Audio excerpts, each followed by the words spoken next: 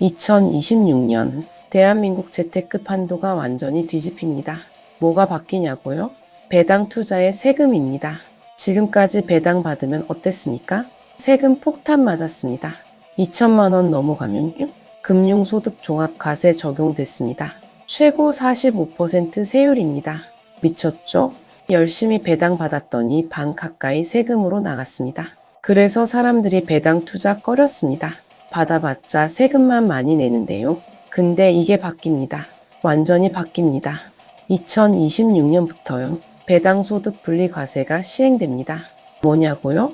2천만 원 넘어도 20% 세율로 끝입니다. 3억 원까지는요. 45%가 20%로 줄어든 겁니다. 이게 얼마나 큰 변화인지 아십니까? 예를 들어 볼까요? 왕 씨가 배당으로 3천만 원 받았습니다. 과거엔 어땠을까요? 종합과세 적용되면 세율이 35%에서 45% 사이입니다. 1천만 원 넘게 세금 냈습니다. 이제는요, 600만 원만 내면 됩니다. 20% 세율이니까요. 차이가 몇백만 원입니까? 엄청난 겁니다. 특히 은퇴자들한테 대박입니다. 왜냐고요? 안정적인 현금 흐름 필요하거든요. 월급 없으니까요. 배당금으로 생활비 충당합니다. 근데 지금까지는 세금 때문에 망설였습니다. 이제는 다릅니다. 월 2,500만 원 배당 받아도 괜찮습니다. 연 3억까지는 20% 세율이니까요. 부동산 임대소득보다 낫습니다. 세금도 적고요. 관리도 편합니다. 그래서 다들 난리입니다. 배당주 사야 한다고요. 고배당 종목 찾아야 한다고요. 근데 잠깐만요. 여기 함정이 있습니다. 아주 큰 함정이요. 모든 배당이 다 분리과세 되는 거 아닙니다. 제외되는 게 있습니다. 엄청 많습니다. 뭐냐고요? ETF입니다. 리츠입니다. 펀드입니다. 아니 진짜요? 네 진짜입니다. 고배당 ETF 들고 계신 분들 많으시죠? 분리과세 적용 안 됩니다. 충격받으셨습니까? 저도 처음엔 놀랐습니다. 왜 안 되냐고요? ETF는 펀드 구조거든요. 포트폴리오 회사 배당을 모아서 다시 주는 겁니다. 그래서 제외됐습니다. 리츠도 마찬가지입니다. 배당 성량 90%인데요. 이것도 안 됩니다. 형평성 문제 때문입니다. 펀드랑 비슷해서요. 그럼 어떡하냐고요? 개별 종목 사야 합니다. 직접 고배당주 담아야 합니다. 그래야 분리과세 받습니다. 근데 또 조건이 있습니다. 아무 종목이나 안 됩니다. 배당 성량 충족해야 합니다. 연결 재무제표 기준으로요. 지주사 조심하세요. 별도 기준은 높아도 연결은 낮을 수 있습니다. 그럼 제외됩니다. 복잡하죠? 네, 복잡합니다. 그래서 오늘 영상이 필요한 겁니다. 제대로 알아야 혜택 받습니다. 모르면 손해봅니다. 지금부터 하나하나 파헤치겠습니다. 누가 혜택 받고요. 누가 제외되고요. 어떻게 활용해야 하는지요. 전부 다 알려드리겠습니다. 집중하세요. 여러분 노후가 걸린 문제입니다. 자, 본격적으로 들어가겠습니다. 배당소득 분리과세 완벽 정리합니다. 첫 번째 질문입니다. 언제부터 시행됩니까? 2026년입니다. 정확히는 2026년에 받는 배당부터입니다. 올해 받은 건 해당 안 됩니다. 내년 3월에 2025년 재무제표 나옵니다. 4월에 배당 결정됩니다. 그때부터 적용입니다. 분기 배당 주는 회사 있죠? 올해 4분기 결산 배당이 2026년에 나오면요. 그것도 분리과세 적용됩니다. 그리고 중요한 거 하나 더요. 3년 한시입니다. 2028년까지만입니다. 그 다음엔요? 모릅니다. 연장될 수도 있고요. 없어질 수도 있습니다. 그래서 지금이 기회입니다. 확실할 때 활용해야 합니다. 두 번째 질문입니다. 세율이 어떻게 됩니까? 구간별로 다릅니다. 2천만 원까지는 14%입니다. 2천만 원 넘고 3억 이하는 20%입니다. 3억 넘고 50억 이하는 25%입니다. 50억 넘으면 30%입니다. 대부분 사람들은 20% 구간입니다. 2천만 원 넘고 3억 이하요. 이게 제일 혜택 큽니다. 과거 45%에서 20%로 떨어졌으니까요. 세 번째 질문입니다. ETF는 정말 안 됩니까? 네, 안 됩니다. 고배당 ETF 아무리 많이 가져도요. 분리과세 혜택 없습니다. 왜냐고요? ETF는 펀드거든요. 회사들 배당 모아서 다시 나눠주는 구조입니다. 그래서 제외됐습니다. 공무펀드도 안 됩니다. 사모펀드도 안 됩니다. 전부 다 안 됩니다. 그럼 ETF 투자자는 손해냐고요? 직접적 혜택은 없습니다. 근데 간접 혜택은 있습니다. 배당 투자 활성화되면요. 고배당 기업 주가 오릅니다. ETF 수익률도 따라 오릅니다. 그 정도입니다.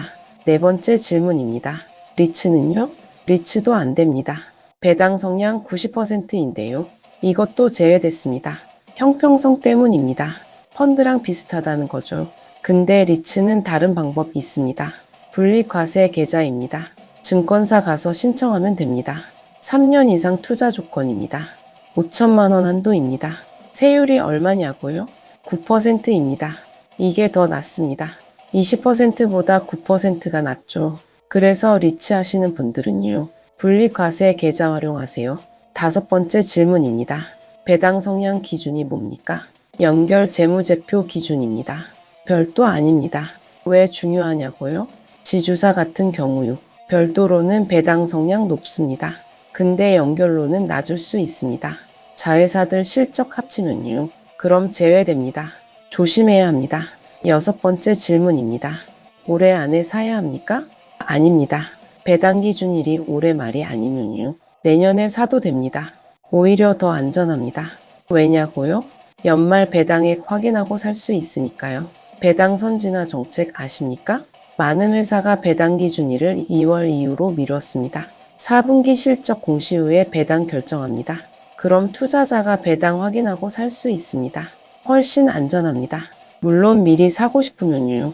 올해 사도 됩니다. 주가 오르기 전에 선점하는 거죠. 일곱 번째 질문입니다. 여러 종목 담으면 어떻게 됩니까? 두 종목에서 각각 1,000만 원씩 받으면요. 총 2천만 원입니다. 둘 다 분리과세 요건 충족하면요. 전부 다 분리과세 받습니다. 고배당 종목만 따로 합산됩니다. 여덟 번째 질문입니다. 건강보험료는요? 지역가입자는 조심하세요. 금융소득 1,000만 원 넘으면요. 건강보험료 나옵니다. 분리과세 받은 배당도 포함됩니다. 이자랑 합쳐서 계산합니다. 아홉 번째 질문입니다. 무조건 분리과세해야 합니까? 아닙니다. 선택입니다. 왜냐고요? 조세특례거든요. 납세자가 선택하는 겁니다. 본인 소득 보고요. 종합과세가 유리하면요. 그냥 종합과세하면 됩니다. 예를 들어 볼까요? 다른 소득 거의 없습니다. 배당 소득만 조금 있습니다. 종합과세 세율이 6%입니다. 그럼 굳이 분리과세 안 해도 됩니다. 14%나 20% 내는 것보다요. 6% 내는 게 낫죠. 본인 상황 보고 선택하세요. 자, 정리하겠습니다. 분리과세 받으려면요. 개별 종목 사야 합니다. ETF 리츠 펀드 안 됩니다. 배당 성량 연결 기준 확인하세요. 본인 소득 보고 선택하세요. 건강보험료 체크하세요. 이 정도만 알아도 됩니다. 근데 여기서 끝이 아닙니다. 진짜 중요한 얘기가 남았습니다. 자, 이제 핵심 들어갑니다. 정부가 왜 세금 깎아줄까요? 갑자기 착해졌을까요? 국민 생각해서요? 아닙니다. 절대 아닙니다. 다 이유가 있습니다. 지금부터 진짜 이유 말씀드리겠습니다. 첫 번째 이유입니다. 부동산 시대 끝났습니다. 과거엔 어땠습니까? 집 사면 올랐습니다. 무조건 올랐습니다. 그래서 노후 대책이 집이었습니다. 젊을 때 집 사놓으면요. 늙어서 팔았으면 됐습니다. 근데 이제는요. 집값 안 오릅니다. 오히려 떨어지는 곳도 많습니다. 인구 줄어듭니다. 수요 없습니다. 집으로 노후 대비 안 됩니다. 정부도 압니다. 그래서 새로운 걸 만들어야 했습니다. 두 번째 이유입니다. 연금 부족합니다. 국민연금 받아봤자 얼마 안 됩니다. 생활비도 안 나옵니다. 퇴직연금도 마찬가지입니다. 금방 바닥납니다. 그럼 어떻게 살라고요? 정부가 고민했습니다. 답이 뭘까요? 배당입니다. 기업 이익 공유입니다. 월급처럼 매달 들어오는 돈입니다. 그게 배당금입니다. 정부가 이걸 유도하는 겁니다. 국민들 배당 받아서 살라고요. 기업 이익 나눠 가지라고요. 그래서 세금 낮춰준 겁니다. 세 번째 이유입니다. 투자 활성화입니다. 한국 주식시장 문제 많습니다. 코리아 디스카운트 아십니까? 한국 기업 저평가됩니다. 왜냐고요? 배당 안 주니까요. 주주환원 안 하니까요. 그래서 외국인들이 안 삽니다. 개인들도 안 삽니다. 받을 게 없으니까요. 이걸 바꾸려는 겁니다. 배당 많이 주는 구조로요. 그래야 주가 오릅니다. 기업 가치 올라갑니다. 경제 전체가 살아납니다. 네 번째 이유입니다. 세대 간 부의 이전입니다. 지금 부자들 누굽니까? 부동산 가진 노년층입니다. 젊은 세대는요? 집도 못 삽니다. 자산 없습니다. 이게 문제입니다. 사회 불안 요소입니다. 그래서 정부가 만든 겁니다. 젊은 사람들도 자산 만들 수 있게요. 배당 투자로요. 적은 돈으로도 시작할 수 있습니다. 꾸준히 모으면 됩니다. 시간이 지나면요. 복리 효과 납니다. 배당금이 쌓입니다. 그게 자산입니다. 정부가 이걸 원하는 겁니다. 다섯 번째 이유입니다. 3년 한시 적용입니다. 이게 뭘 의미할까요? 일단 해보자는 겁니다. 효과 보면 연장하고요. 안 되면 없애고요. 근데 제 생각엔요. 연장될 겁니다. 왜냐고요? 효과 있을 테니까요. 배당 투자 확실히 늘 겁니다.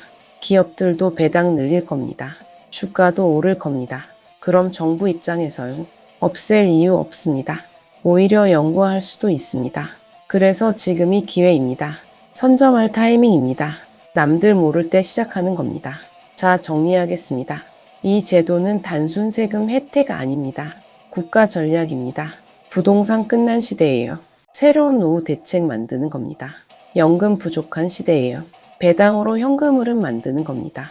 저평가된 주식시장을 배당으로 살리는 겁니다. 젊은 세대에게 자산 만들 기회 주는 겁니다. 이게 진짜 목적입니다. 그러니까요. 이거 그냥 넘기면 안 됩니다. 제대로 활용해야 합니다. 10년 후 여러분 노후 가요. 지금 선택에 달려 있습니다. 여러분, 오늘 영상 어떠셨습니까? 배당소득 분리과세요. 그냥 세금 혜택인 줄 알았는데요. 알고 보니 국가 전략이었습니다. 우리 노후 설계도였습니다.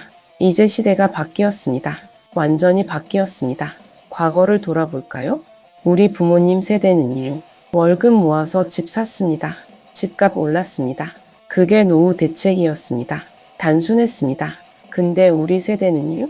집 사기도 어렵습니다. 사도 안 오릅니다. 월급만으로 노후 안 됩니다. 연금도 부족합니다. 그럼 어떡합니까? 새로운 방법 찾아야 합니다. 그게 배당입니다. 현금 흐름입니다. 젊을 때는 월급이 인생지탱했습니다. 매달 들어오는 월급으로요. 생활했습니다. 근데 은퇴하면요? 월급 없습니다. 그럼 뭘로 삽니까? 저축 깨먹습니까? 그럼 불안합니다. 언젠가 바닥나니까요. 그래서 필요한 게 현금 흐름입니다. 매달 들어오는 돈입니다. 월급처럼요. 그게 배당금입니다. 집 팔아서 쓰는 삶이 아니라요. 기업 이익 나눠 받는 삶입니다. 자산 지키면서도요. 생활비 나오는 삶입니다. 이게 진짜 노후입니다. 배당소득 분리과세는요. 그 삶으로 가는 문을 연 겁니다. 정부가 문 열어줬습니다. 이제 선택은 우리 몫입니다. 이 문으로 들어갈 건가요? 아니면 그냥 지나칠 건가요? 10년 후를 생각해 보세요. 두 사람이 있습니다. 왕 씨는 이 제도 활용했습니다. 꾸준히 고배당주 모았습니다. 배당금 재투자했습니다. 10년 후 왕 씨는요. 매달 안정적인 배당금 받습니다. 노후 걱정 없습니다. 오 씨는 몰랐습니다. 그냥 예금만 했습니다. 10년 후 오 씨는요. 이자 조금 받습니다. 물가 오르면 실질 가치 줄어듭니다. 불안합니다. 이 차이가 10년 후 현실입니다. 선택의 차이가 삶의 격차 만듭니다. 지금이 기회입니다. 2026년부터 시작됩니다. 3년 한시지만요. 연장될 가능성 큽니다. 그 전에 시작하는 게 유리합니다. 배당주 연구하세요. 재무제표 보세요. 배당 성향 확인하세요. 포트폴리오 만드세요. 시간 들여서요. 제대로 준비하세요. 그리고 하나 더요. 이건 단거리가 아닙니다. 마라톤입니다. 배당 투자는 시간이 필요합니다. 복리 효과 보려면요. 최소 10년은 봐야 합니다. 조급하게 하지 마세요. 천천히 꾸준히 가세요. 그게 이기는 방법입니다. 마지막으로 말씀드립니다. 우리 노후는요. 더 이상 운에 맡기는 시대 아닙니다. 준비하는 사람만 편안합니다. 배당소득 분리과세는요. 그 준비를 도와주는 제도입니다. 정부가 만들어준 기회입니다. 이 기회 놓치지 마세요. 10년 후 여러분이요.